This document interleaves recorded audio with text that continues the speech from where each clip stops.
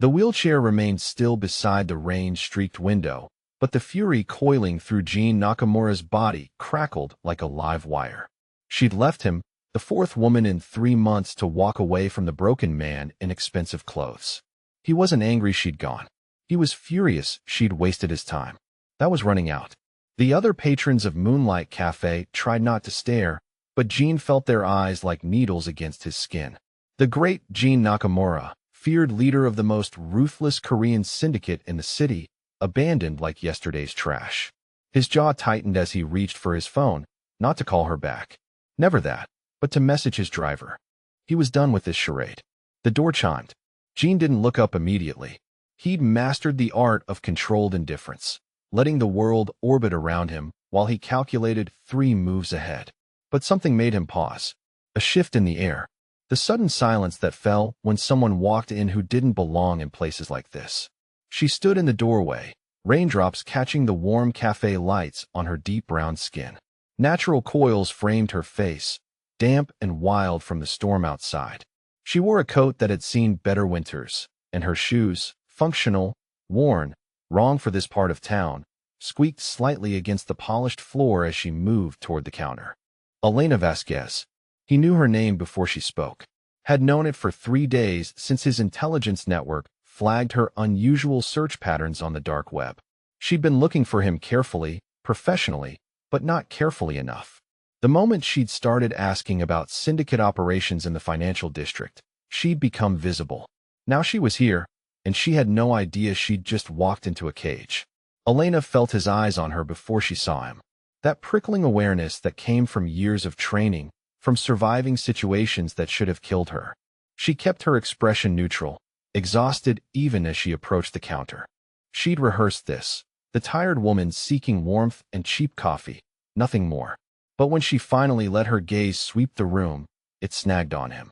The man in the wheelchair by the window, sharp cheekbones, dark eyes that didn't just see. They dissected. Black hair styled with precision despite the late hour. A suit that cost more than 6 months of her fake identity's rent. He sat perfectly still, but there was something coiled about him, something predatory in his absolute control. Their eyes met. The air thinned. Mississippi. The barista's voice cut through the moment. What can I get you? Elena forced herself to look away, to smile, to play the part. Just a black coffee, small, that's all.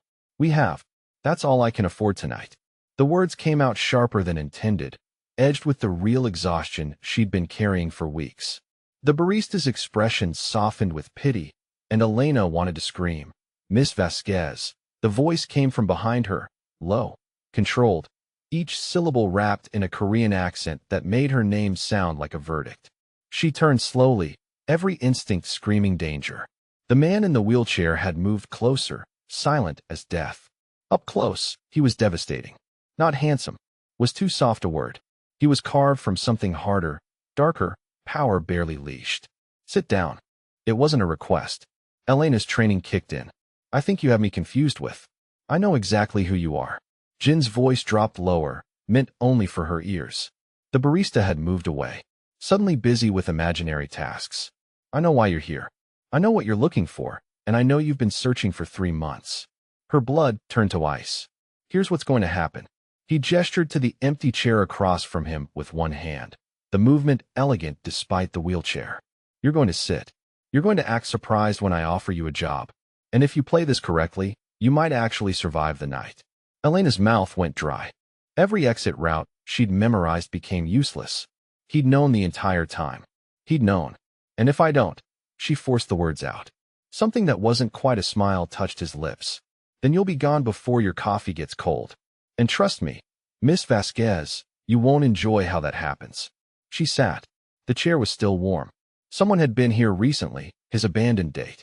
The realization that he'd orchestrated even that detail made her stomach clench.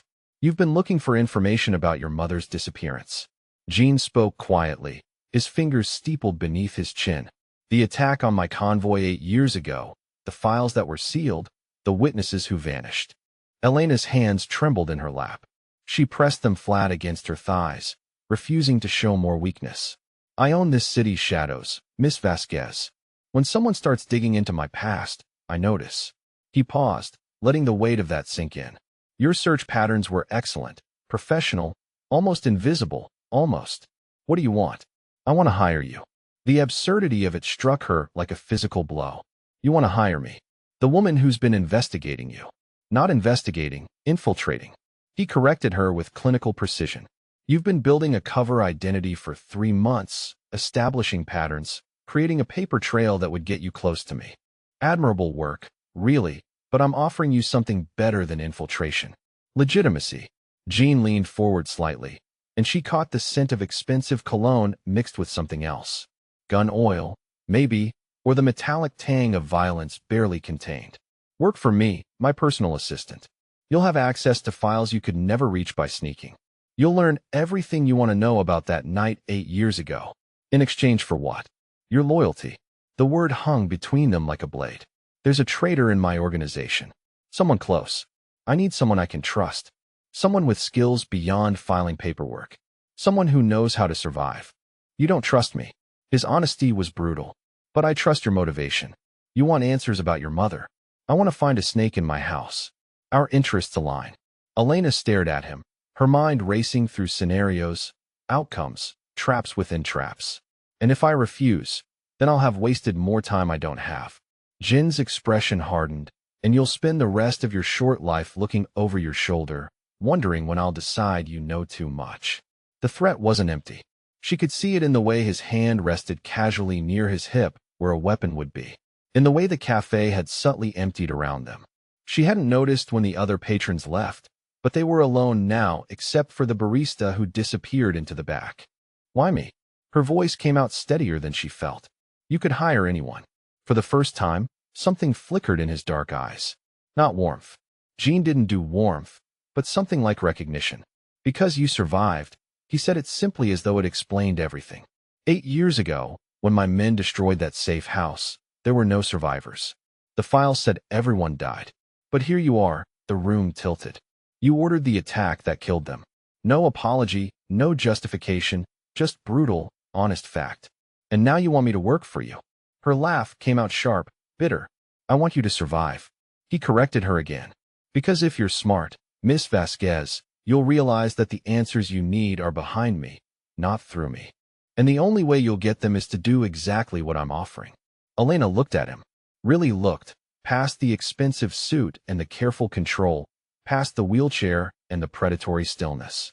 She saw exhaustion, the kind that came from carrying too much weight for too long. She saw calculation, yes, but also something that might have been desperation. You're dying, she said suddenly. The words fell between them like stones in still water. Jin's mask didn't slip, but she caught the minute tightening around his eyes. What makes you say that? The way you move. Like every gesture costs you. The way you breathe. Shallow, controlled, like you're conserving energy. The way you look at me, like I'm a lifeline instead of a threat. His silence was answer enough. How long? 2 months. Maybe 3. His voice was flat, emotionless. Internal bleeding that won't stop. The doctors say surgery is too dangerous given the spinal damage. So I'm running out of time to clean house. To ensure the organization survives my death. Elena felt something shift inside her chest. Not sympathy. She couldn't afford that. But understanding. He wasn't offering her a job. He was offering her a partnership. A chance to find her answers before he died and took them with him. I'll work for you, she said finally. But I want more than access. I want the truth. All of it. No filters, no protection, no lies. Done. His response came without hesitation. But know this, Miss Vasquez. The truth you're looking for will hurt. The people you've spent 8 years mourning, the innocents you think died because of my brutality, the sister you lost. The truth about that night will destroy every assumption you've built your life around. Elena met his eyes, saw the darkness there, the weight of knowledge that had carved lines into his face. I can handle the truth. We'll see. Jean reached into his jacket, withdrew a slim folder. This is your new identity. Elena Vasquez, personal assistant to the CEO of Nakamura Holdings. Your background is spotless, your references impeccable, your security clearance absolute. As of tomorrow morning, you have access to everything I do. Almost everything, she corrected. He smiled, a flash of something that might have been approval. Almost everything. The rest you'll earn. How? By helping me catch a traitor. By proving your loyalty isn't just desperation in disguise. By surviving long enough to learn whether the truth you're seeking is worth the price you'll pay for it. Elena opened the folder, scanned the documents inside. Her new life, manufactured down to the smallest detail. A credit history, employment records, even photographs of a childhood she'd never lived. This is incredible work. Money buys many things, Miss Vasquez. Peace of mind isn't one of them. She looked up from the papers. What happens now? Now you go home. Tomorrow you start work.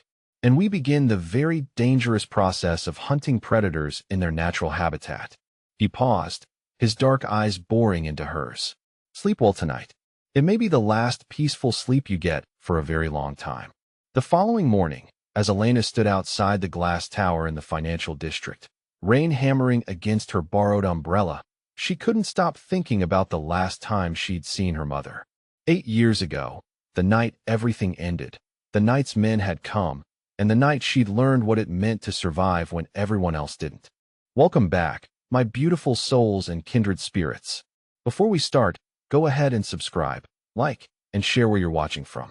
It always warms my heart to see our little storytelling family stretch across the world. Every click, every comment, every bit of love you give helps us keep uncovering these unforgettable stories together. So find your quiet place, settle in, and let me take you somewhere you've never been before. The elevator opened directly into the penthouse. No hallway, no warning, just marble floors that gleamed like black ice and floor-to-ceiling windows that framed the city 50 stories below. Elena stepped out, her borrowed heels clicking too loud in the silence, and felt the space swallow her whole. Luxury didn't begin to describe it. This was power made tangible. Clean lines and cold surfaces. Leather furniture positioned with mathematical precision. Art on the walls that she recognized from her research. Stolen pieces, most of them liberated from collections that no longer existed because their owners had made the mistake of crossing gene. The air smelled expensive, rich leather, and something cleaner, sharper, like the air in a hospital, sterile and controlled. Beneath it, barely perceptible, was the metallic tang of gun oil. She'd smelled it enough times to recognize it instantly, to know that somewhere within arm's reach of wherever Jean sat, death waited in a holster. Miss Vasquez. His voice came from the shadows near the windows. You're early, she turned. He sat behind a desk carved from a single piece of dark wood, his wheelchair positioned perfectly to catch the morning light. It made him look softer somehow, more human, until you met his eyes and realized softness was a lie he wore like armor. I don't like to waste time, Elena said, keeping her voice level. Neither do I. He gestured to a chair across from him. The leather was cold through her slacks, and she resisted the urge to shift, to show discomfort. The desk between them felt both like protection and like a trap, keeping her at a distance while ensuring she couldn't run. Before we begin, there's someone you should meet. Jean pressed a button on his desk. Marcus, please come in. The door behind her opened so silently, she only knew because the air changed. Footsteps approached, measured and confident. And then a man appeared in her peripheral vision. Marcus was beautiful in the way expensive things are beautiful, polished, perfect, and utterly cold, tall and lean in a suit that fit like a second skin. His face angular and sharp. His smile warm in a way that made her skin crawl because it didn't reach his eyes. Marcus Chun, Jean said by way of introduction. My second in command. This is Elena Vasquez, my new personal assistant. Marcus extended a manicured hand. Elena shook it, noting the calluses on his palm, the faint scent of gunpowder that clung to his expensive cologne. Pleasure to meet you, Miss Vasquez. His voice was smooth, cultured. I hope you'll find working for Jean as rewarding as I have. Something in his tone made her skin crawl, but she smiled. I'm sure I will. Jean watched the interaction with calculating eyes, and Elena realized this was a test. Marcus was the snake he'd mentioned, she was certain of it. But he was also untouchable, too valuable, too deeply embedded to remove without evidence. Your first assignment, Jean said after Marcus had excused himself with promises of lunch meetings and territory reviews. Learn everything about him. His habits, his contacts, his weaknesses. But carefully, if he suspects you're watching. I won't be. Her confidence surprised him. She could see it in the slight widening of his eyes. You sound certain. I am. Elena leaned back in her chair, meeting his stare.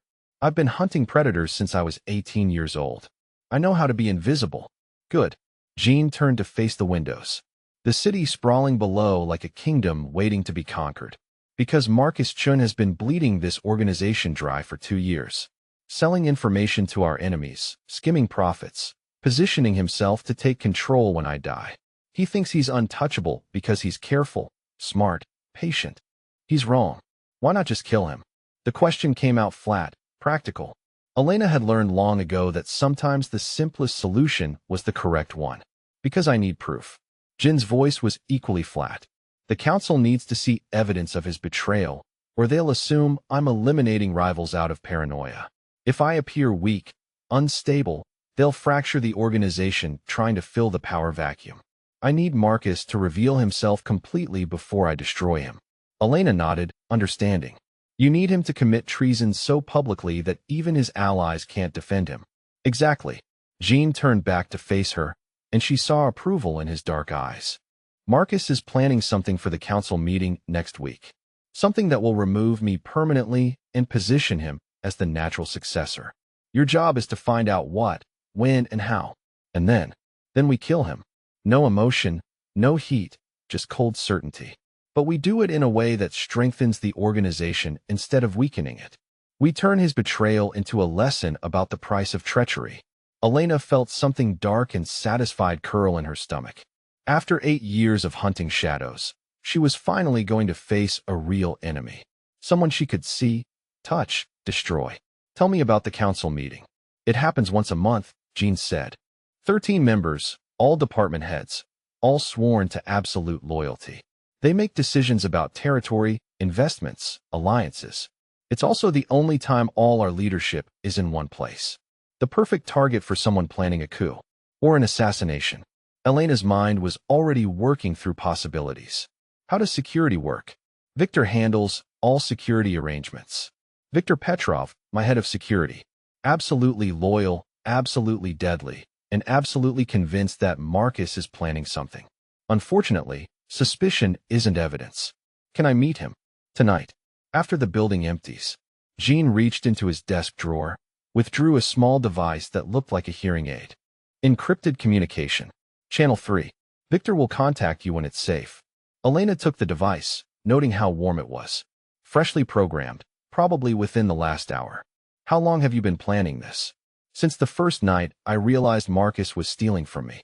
Jin's voice carried a weight of exhaustion and rage. 2 years of watching him smile to my face while he sharpened the knife from my back. 2 years of playing weak while I gathered strength. 2 years of patience. Elena understood that kind of patient fury. She'd carried it for 8 years, through foster homes and training programs, and sleepless nights staring at crime scene photos. But patience had its limits. What's the timeline? 1 week until the council meeting. Less if Marcus decides to accelerate his plans. He's been pushing for an emergency session, claiming intelligence about an imminent threat from the Kozlov family. I've been refusing, but you're running out of reasons to delay. Elena finished his thought. And he's running out of patience. Which means we're running out of time. Jean nodded. Which is why I need someone I can trust completely. Someone with nothing to lose. Elena looked at him, really looked, and saw the truth he'd been hiding behind the expensive suits and carefully controlled demeanor. He was terrified. Not of dying, but of failing. Of leaving his organization vulnerable to predators like Marcus. Of having spent his life building something only to watch it crumble because he'd trusted the wrong person. I won't let him win, she said quietly. It wasn't a promise. It was a statement of fact. I know. Jin's smile was small, genuine. Because if he wins, you'll never learn the truth about your mother. And you'll never forgive yourself for letting him live. The truth hit her like a physical blow. He knew.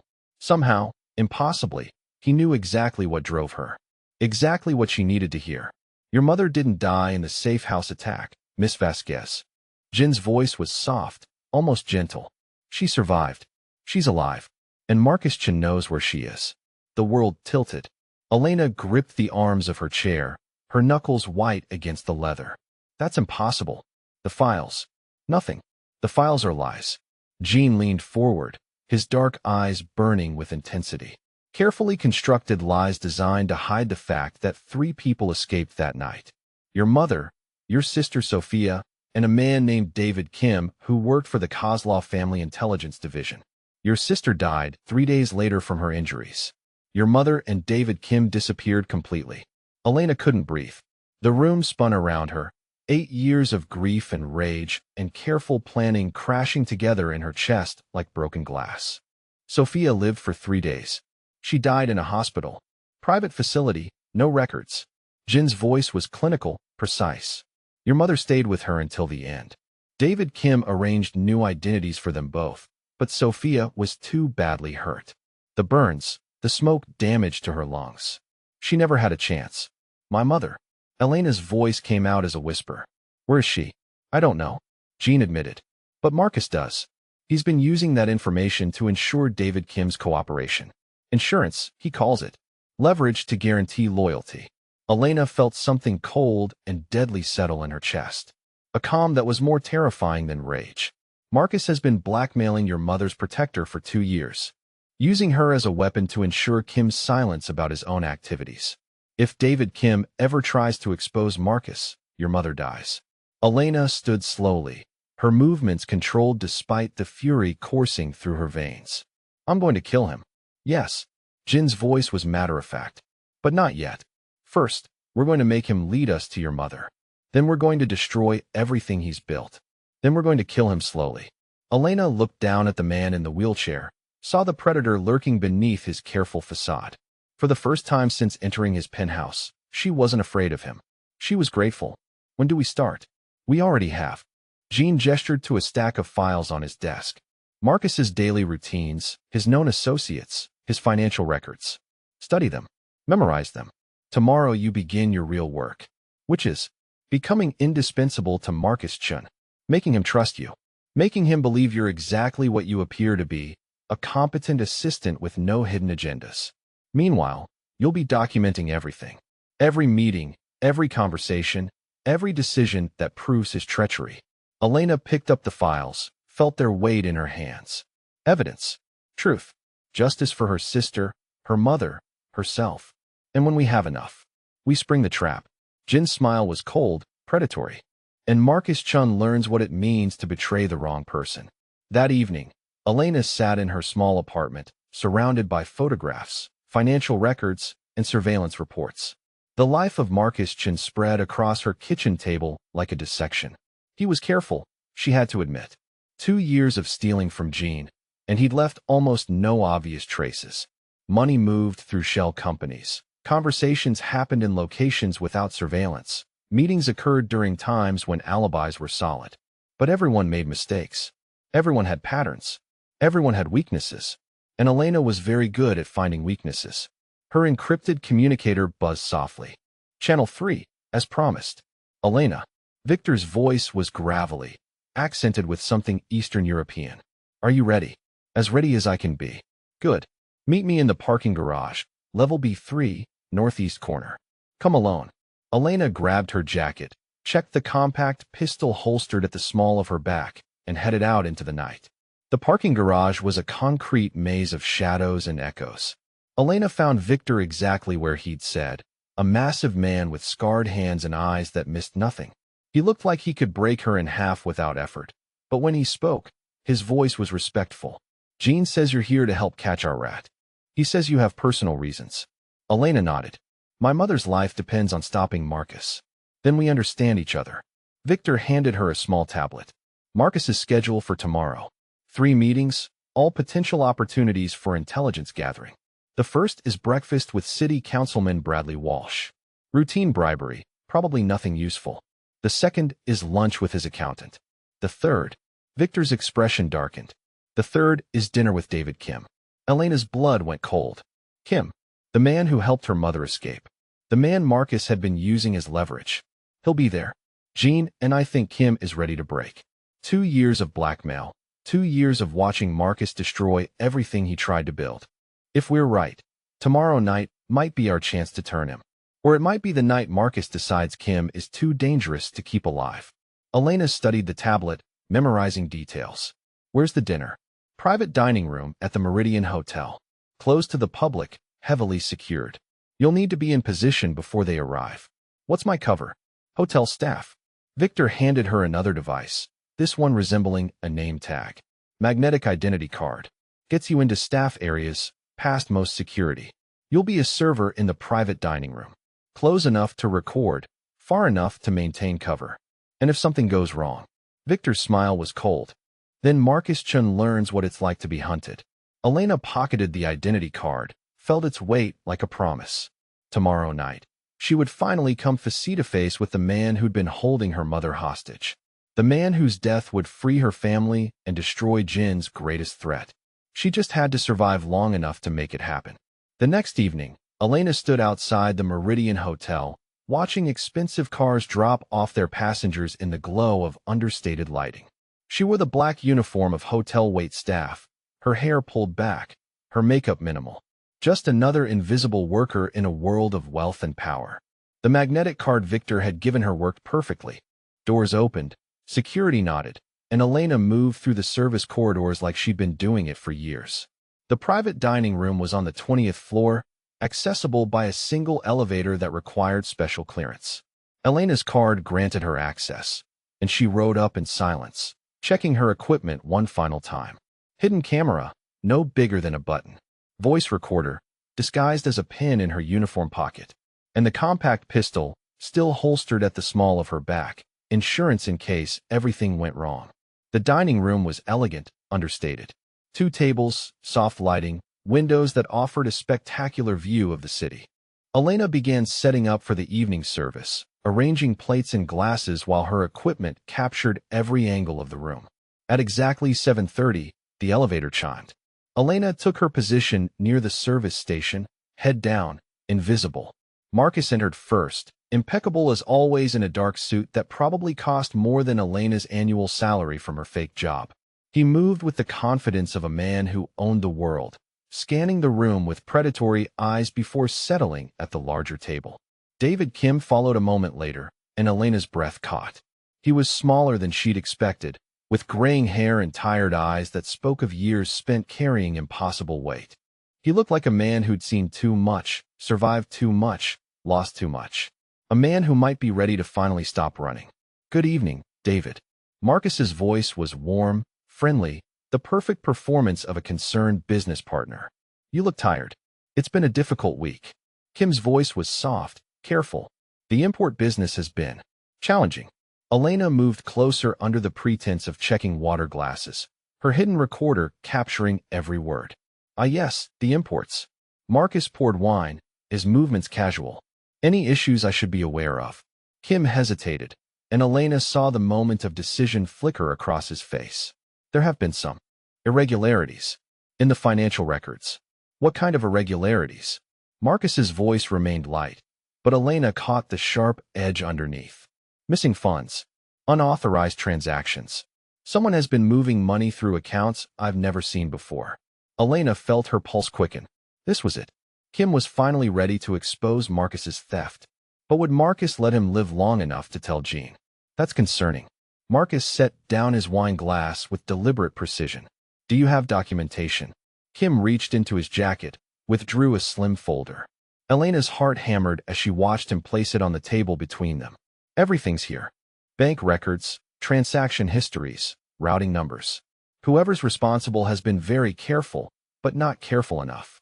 Marcus reached for the folder, his fingers closing around it like a trap.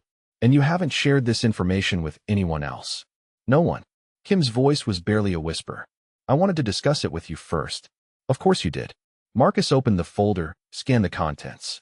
His expression remained neutral, but Elena saw the minute tightening around his eyes. "This is quite thorough, David. Quite damaging, actually, for whoever's responsible." Kim nodded, relief flickering across his face. He thought he'd done the right thing. Thought he'd finally found a way to escape Marcus's control by exposing the corruption. He had no idea he'd just signed his own death warrant. "You know what this means, don't you?" Marcus closed the folder, his voice dropping to something soft and dangerous. Kim's relief faded, replaced by growing alarm. "It means someone in the organization is stealing. It means you've been keeping secrets from me, David. It means you've been investigating me without permission. And most importantly," Marcus leaned forward, his smile cold as winter, "it means you've outlived your usefulness." Elena saw Kim's face go white, saw his hand move toward his jacket where a weapon might be hidden. But Marcus was faster. A blade appeared in his hand, small and sharp, the kind of knife that killed silently. Elena had 3 seconds to decide. Maintain her cover and watch Kim die, losing any chance of finding her mother. Or blow her cover to save the one man who might be able to lead her home. Kim started to rise, mouth opening to scream, as Marcus lunged across the table. Elena moved. The silver serving tray in her hands flew across the room, striking Marcus in the shoulder and sending his knife spinning away into the shadows. Both men turned to stare at her, shock replacing violence. Elena Vasquez. Marcus's voice was soft, dangerous. I should have known. The quiet little assistant who appeared so conveniently just when Jean needed someone to trust. Kim looked between them, confusion and hope warring on his face. Elena kept her voice steady, professional.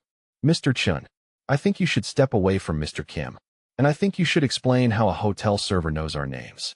Marcus's hand moved toward his jacket, where Elena was certain he carried a gun. Elena's own hand drifted toward the small of her back, fingers closing around the grip of her pistol. The room balanced on a knife's edge, 3 people with weapons, with secrets, with everything to lose. My name is Elena Vasquez, she said quietly. My mother is Carmen Vasquez. My sister was Sofia Vasquez. 8 years ago, Sofia died in a hospital bed while my mother held her hand. David Kim arranged new identities for them both. And you, Mr. Chun, have been using that information to control Mr. Kim ever since. Kim's intake of breath was audible. Elena, you're Carmen's daughter. The one who survived the fire. Elena finished. While my family burned, I lived. And I've spent 8 years hunting the people responsible. Marcus laughed, a sound like breaking glass. How touching. A family reunion, interrupted by unfortunate circumstances. But I'm afraid this changes nothing. Elena. David Kim's voice was urgent. Your mother. She's safe. I've kept her safe, but Marcus has been threatening to kill her if you step out of line. Elena's voice was flat, deadly. Which is why you've been helping him steal from Jean. Which is why you've been trapped for 2 years, watching a monster destroy everything you tried to protect.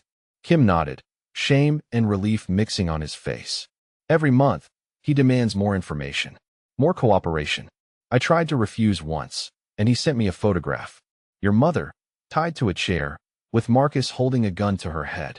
The rage Elena had carried for 8 years crystallized into something cold and perfect. She drew her pistol in one smooth motion, the barrel aimed directly at Marcus's chest. Where is she? Marcus smiled, seemingly unconcerned by the weapon pointed at his heart. Somewhere safe. Somewhere you'll never find her. Somewhere she'll die very slowly if anything happens to me. A standoff. Elena with her gun, Marcus with his threats, Kim caught between them like a man drowning in deep water. The hotel room felt smaller suddenly, the air thick with violence about to explode. You're going to tell me where she is, Elena said quietly. And then you're going to call your people and have her released. And then I'm going to kill you. In that order. Or, Marcus's voice was silk over steel. You're going to put down that gun, walk away, and pretend this conversation never happened. Because if I don't check in with my people every 12 hours, your mother's location gets shared with some very unpleasant individuals who specialize in making people disappear permanently. Elena felt the trap close around her. Even with a gun to his head, Marcus held all the cards. Her mother's life hung in the balance, and he knew it. But Elena had learned something important in 8 years of hunting shadows. Every trap had a weakness. Every predator had a blind spot. Marcus Chin thought he was untouchable because he held her mother hostage. He was wrong. Elena lowered her gun, but didn't holster it. You win this round. But this isn't over. Oh, but I think it is. Marcus straightened his jacket, his composure returning. David, you'll destroy those financial records and never speak of them again. Miss Vasquez, you'll return to your duties as Jin's assistant and report nothing about tonight's events. And we'll all continue our little charade until I decide otherwise. Marcus started toward the door, confident in his victory. Elena let him reach for the handle before she spoke. Marcus. He turned back, eyebrow raised. The trap you think you've built around my mother. It has a flaw. Marcus's expression shifted slightly, confidence wavering. What flaw? The assumption that I need her alive to destroy you. Elena's smile was cold, predatory. I've been hunting monsters for 8 years. I've learned that sometimes you have to be willing to sacrifice everything to stop them. You think I won't kill you because my mother will die? You're wrong. I'll kill you because my mother will die anyway, eventually. But if you're dead, at least you won't be there to enjoy it. Marcus's face went white. You're bluffing.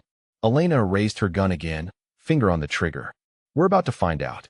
The hotel room exploded into chaos.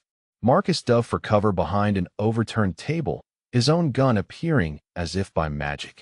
Kim threw himself to the floor, shouting warnings that were lost in the sudden gunfire. Elena rolled behind the service station, bullets chewing chunks from the marble surface above her head. 3 people with guns, with desperation, with nothing left to lose. The perfect recipe for violence. Elena counted shots, waited for the lull that would come when Marcus needed to reload. She'd trained for this, prepared for this, dreamed of this moment for 8 years.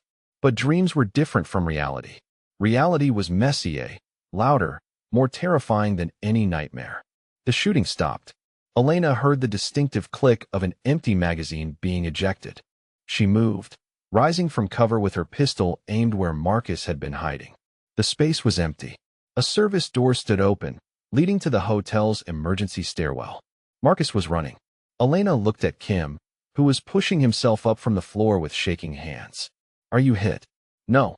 Kim's voice was unsteady. But Elena, you can't chase him. If he dies, your mother. My mother is dead, Elena said quietly. Maybe not literally, not yet. But Marcus will never let her go. He'll use her against me until the day he doesn't need her anymore. And then he'll kill her just because he can. Kim stared at her, understanding dawning in his tired eyes. You're going to trade her life for his. I'm going to end this, Elena corrected him. Tonight. One way or another, Marcus Chin dies. And if that means my mother dies too, then at least she won't have to live in fear anymore. Elena moved toward the service door, following Marcus into the stairwell. Behind her, Kim called out a warning about security, about backup, about the impossibility of what she was trying to do. She ignored him. 8 years of patience had burned away in the space of a gunfight. Marcus was running, and Elena was done waiting.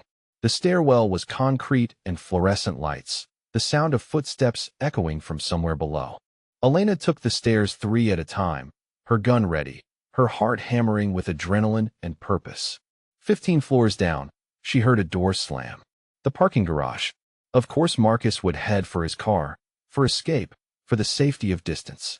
But Elena had spent 3 days memorizing the building's layout, planning for exactly this scenario. There were only 2 exits from the garage, and she could reach one of them before Marcus reached his car. Elena burst through the garage door, sprinting between parked cars toward the vehicle exit. The space was poorly lit, full of shadows and blind spots.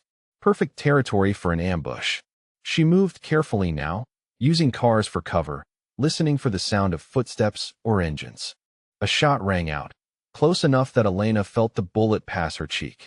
She dropped behind a sedan, scanning the garage for Marcus's position. There. Muzzle flash from behind a concrete pillar, 20 feet away. Marcus was pinned down, just like she was. But he had something she didn't. The high ground, a clear line of sight to both garage exits, and backup that was probably already on the way. Elena's encrypted communicator buzzed against her chest. Victor's voice, urgent and sharp. Elena, where are you? Meridian Hotel parking garage, level B2. I'm pinned down. Marcus Chun is armed and... The line went dead. Elena checked her communicator, found the device dark and lifeless. Either Victor's equipment had failed, or someone had jammed the signal, which meant Marcus's backup had arrived. Car engines, approaching fast from both directions. Elena counted headlights. For vehicles, converging on her position.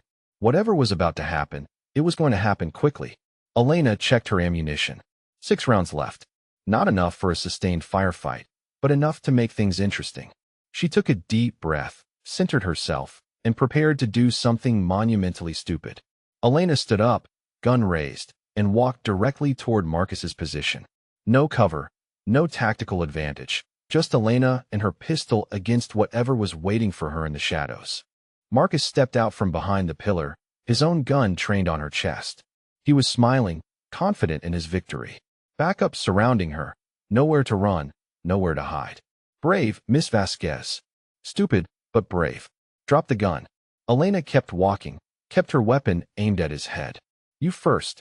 The cars had stopped moving, but Elena could hear doors opening, footsteps approaching. Marcus's reinforcements, getting into position. In a few seconds, she'd be surrounded completely. Last chance, Elena. Drop the gun, and maybe you'll live to see your mother again. Maybe is not good enough. Elena was close now. Close enough to see the surprise in Marcus's eyes. Close enough to smell his expensive cologne, to count the beads of sweat on his forehead. Close enough to kill him with her bare hands if necessary. You're insane. Marcus's voice had lost its smooth confidence. You'll die for nothing. Your mother will still be my prisoner. My organization will still fall to pieces after Jean dies.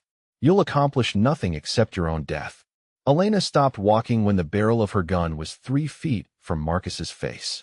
You're wrong about something important, Marcus. What? You think this is about my mother? You think I'm here because I want to save her? Elena's smile was cold, terrible. This is about justice. This is about 8 years of hunting monsters. This is about making sure that people like you understand there are consequences for the things you do. My mother is already dead, Marcus. Sophia is already dead. The people in that safe house are already dead. But you're still alive. And that's an injustice I can fix. Marcus's gun wavered slightly. You won't shoot me.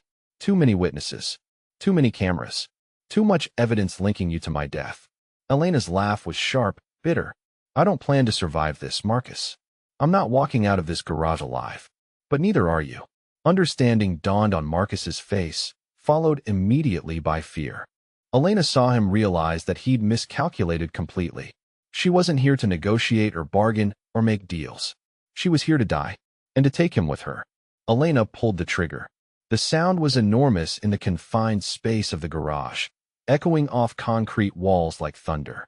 Marcus Chun fell backwards, a neat hole in his forehead, his expression frozen in eternal surprise. Elena turned to face the approaching footsteps, her gun raised, ready to finish what she'd started. But the men moving toward her through the shadows weren't Marcus's people. They were Jin's. Victor led them, massive and grim, his own weapon drawn. Behind him came 4 other men Elena didn't recognize, all armed, all moving with military precision. Elena. Victor's voice was calm, controlled. Lower your weapon. Elena kept her gun raised, pointed at the approaching men. Why should I trust you? Because, Victor said simply, we're here to save your mother. The words hit Elena like a physical blow.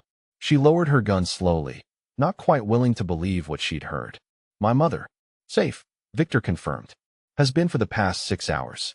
Jin's people found her before the shooting started, extracted her from Marcus's safe house. She's waiting for you at the hospital. Elena stared at him, her mind struggling to process the information. But Marcus said many things. Most of them lies. Victor gestured to the body on the ground. He's been desperate for the past week, making mistakes, taking risks. It was only a matter of time before we found his vulnerabilities. Elena felt her legs go weak.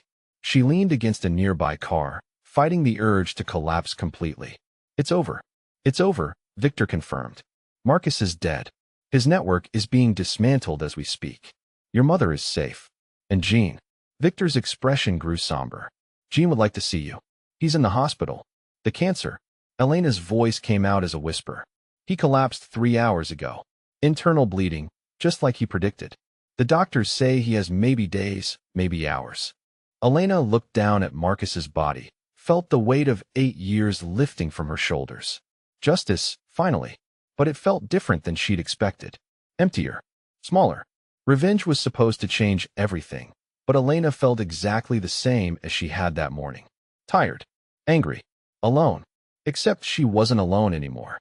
Her mother was alive, waiting for her. Elena holstered her gun, looked at Victor. Take me to the hospital. Of course.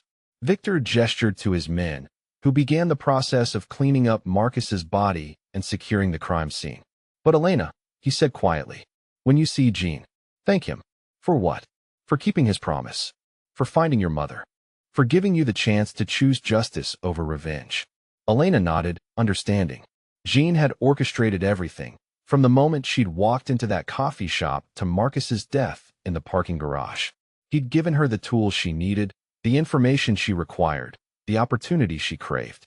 But most importantly, he'd given her the choice of what to do with all of it. Elena had chosen justice. And now, finally, she could go home. The hospital was quiet at 3 in the morning, all soft lighting and hushed voices. Elena walked through corridors that smelled of antiseptic and fear, following Victor toward a room where her mother waited. Carmen Vasquez looked older than Elena remembered, marked by years of hiding and grief. But her eyes were the same, warm, intelligent, alive with a love that 8 years of separation hadn't dimmed. "Baby girl." Carmen's voice broke as Elena entered the room. Elena ran to her, falling into arms that had held her as a child, breathing in a scent that meant safety, home, family. They held each other and cried, mourning the years stolen from them, celebrating the impossible fact of survival.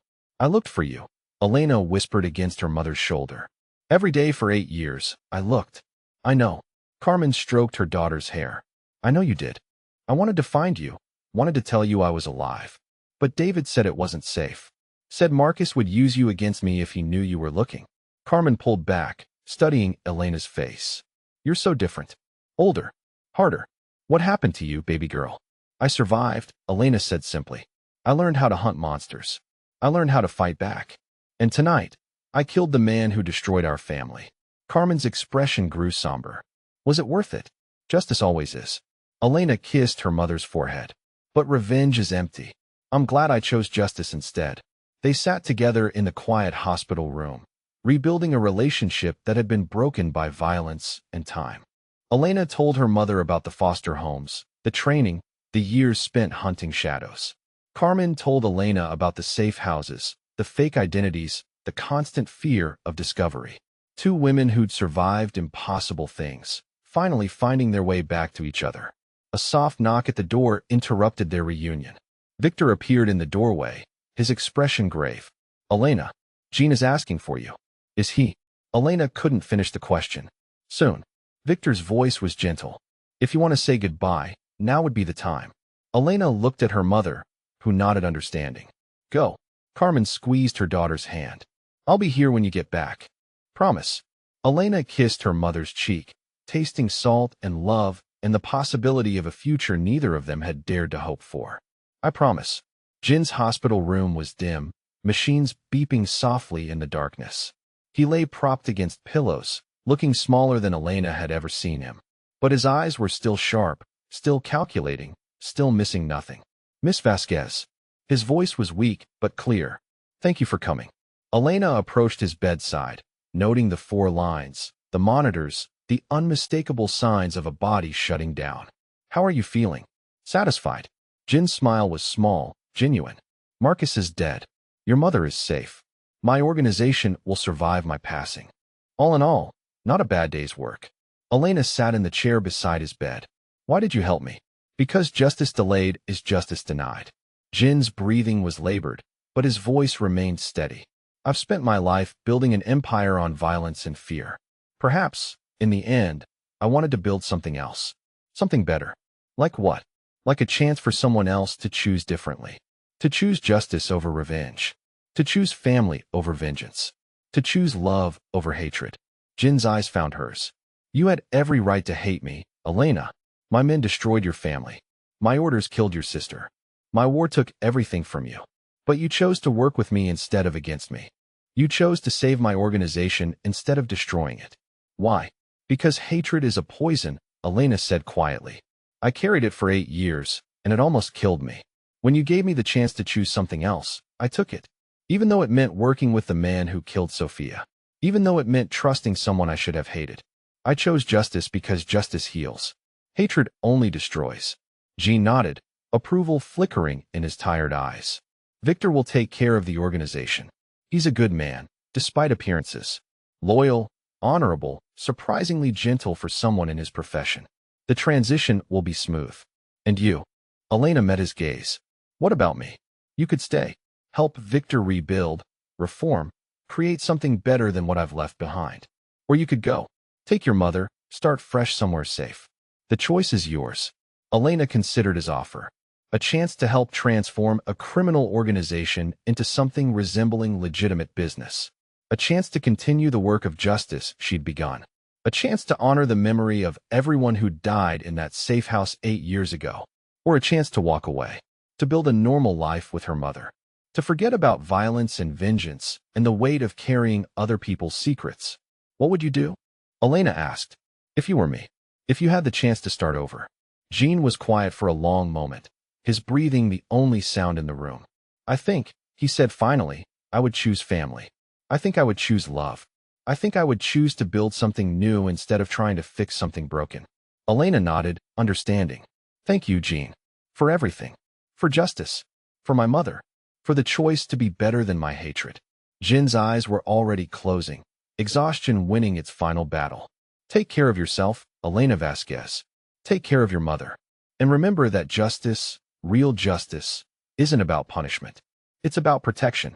It's about making sure the innocent are safe and the guilty can't hurt anyone else.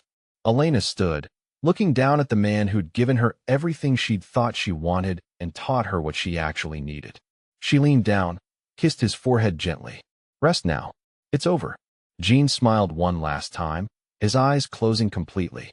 Elena left the room quietly, closing the door behind her on that chapter of her life. Victor was waiting in the hallway, his massive frame somehow conveying both grief and resolution. He's gone.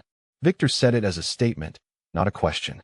Yes, Elena felt the weight of endings, of transformation, of profound change. But also the lightness of freedom, of choice, of a future unmarked by the past. What happens now? Victor straightened his shoulders, accepting the burden of leadership. Now we honor his memory by building something better, something worthy of the price that was paid. Elena nodded. And if you need help, if you need someone who understands justice. Victor's smile was small but genuine. I'll know where to find you. Elena returned to her mother's room, where Carmen waited with patience and understanding that came from surviving the unsurvivable. Ready to go home, baby girl? Carmen asked. Elena looked around the hospital room, at the machines and white walls and sterile surfaces. Then she looked at her mother, at the woman who'd protected her family's memory for 8 years, who'd survived impossible things, who'd never stopped hoping they'd find each other again. I'm already home, Elena said. Wherever you are, that's home. 3 months later, Elena stood on the porch of a small house in a quiet neighborhood outside Portland, watching her mother tend a garden that was just beginning to bloom. The morning air was crisp and clean, free of the weight of violence and vengeance that had defined her life for so long. Elena worked now as a victim's advocate, helping families navigate the aftermath of violence and loss.